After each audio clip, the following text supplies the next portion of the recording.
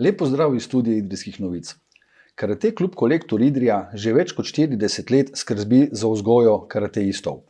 Več o delovanju društva nam bo povedal naš današnji gost Erin Čoralič, vodja tekmovalnih selekcij. Erin, lepo pozdravljeni v našem studiu. Lep pozdrav. Karate klub Kolektor Idrija se lahko pohvali številnimi odmevnimi dosežki tako na tekmovanjih v Sloveniji kot tudi v tujini. Na katere dosežke ste v klubu najbolj ponosni? Ponosni smo na to, da smo v bistvu na slovenskem področju še zmeraj eno izmed najbolj uspešnih klubov. Vsako leto na državnih prvenstvih osvojimo od 10 do 15 odličij. Imamo veliko reprezentantov, tako kot v mlajši selekciji, kot tudi v članski. Predvsem bi rad izpostavil, da imamo 2 medalji iz svetovnega prvenstva in evropskega, pa tudi nekaj mest od 5. do 8. Izpostavil bi Teta Primožiča, Kajo Budič in Mihata Božiča. Karate sicer sestavlja več disciplin, če se lahko tako izrazim. Poznamo kate, borbe. Nam lahko podrobneje predstavite te discipline?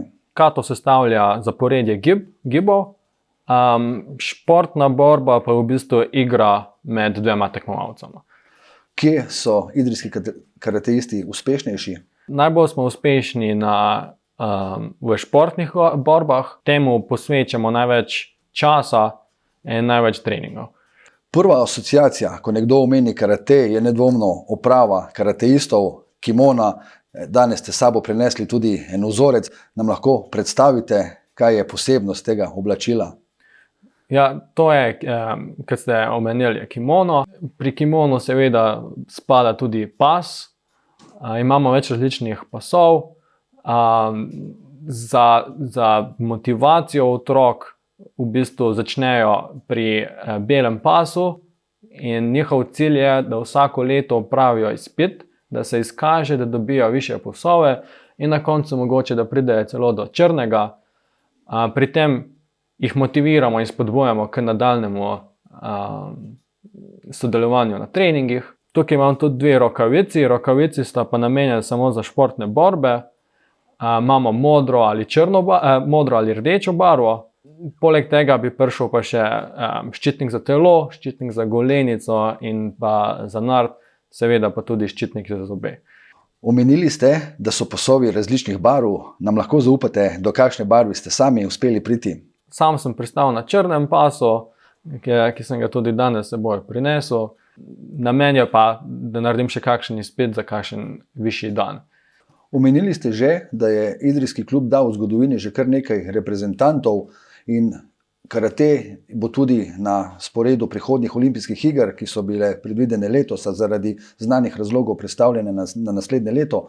Kaj je razlog, kako je karate uspel priti v družbo olimpijskih športov? Ker bodo olimpijske igre na Japonskem, karate pa japonski šport, japonska borilna veščina, so tokrat tudi karate vključili v olimpijske igre. Pri nas bi imel možnost za uvrstitev tudi Tit Primožič, vendar se je odločil, da da prednost študiju. Naša najbolj znana slovenska karateistka Tjaša Ristić pa v bistvu ima zelo veliko možnosti za uvrstitev na olimpijske igre. Kako je sicer s podmladkom v idrijskem klubu? So mladi tekmovalci uspešni? Ja, pohvalimo se lahko, da smo, kot sem prej dejal, med najbolj uspešnimi klubi v Sloveniji. Imamo veliko potenciala in zelo veliko pridnih tekmovalcev. Kako je sicer organiziran karate klub Kolektor Idrija? Koliko je aktivnih tekmovalcev, koliko je trenerjev, kako poteka vadba? Karate izvajamo v 9 različnih krajih. Imamo več kot 350 članov, od tega 250 otrok.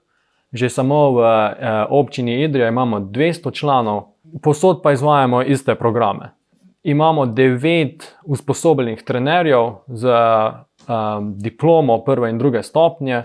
Vaša vloga je vodja tekmovalnih selekcij. Nam lahko podrobneje predstavite, kaj je, s čim se ukvarjate? Ja, na treningih v bistvu teh tekmovalcev je drugačen trening kot pri rekreativnih skupinah. Je dosti bolj specifično. Veliko poudarka je na tekmah, na kondicijskih treningih, in treningi so bolj resni kot pa na treningih rekreativcev. Karate je primarno rekreativni šport, je borilna veščina.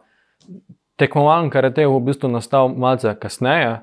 Vodimo programe rekreativne programe, tako za otroke kot za mladostnike in odrasle. Imamo tudi kickbox in tai chi. Treningi so primerni za vse starosti. Omenili ste tudi tekmovanja, na katerih ste seveda uspešni. Kako pa je z organizacijo tekmovanj v Idriji? Kdaj lahko naši občani vidijo vaše člane na tekmi v Idriji? Ja, zaradi trenutne situacije, trenutno smo bolj omejeni, kar se tiče tekem. Pred to situacijo smo organizirali tudi tako imenovan zmajčkova tekma.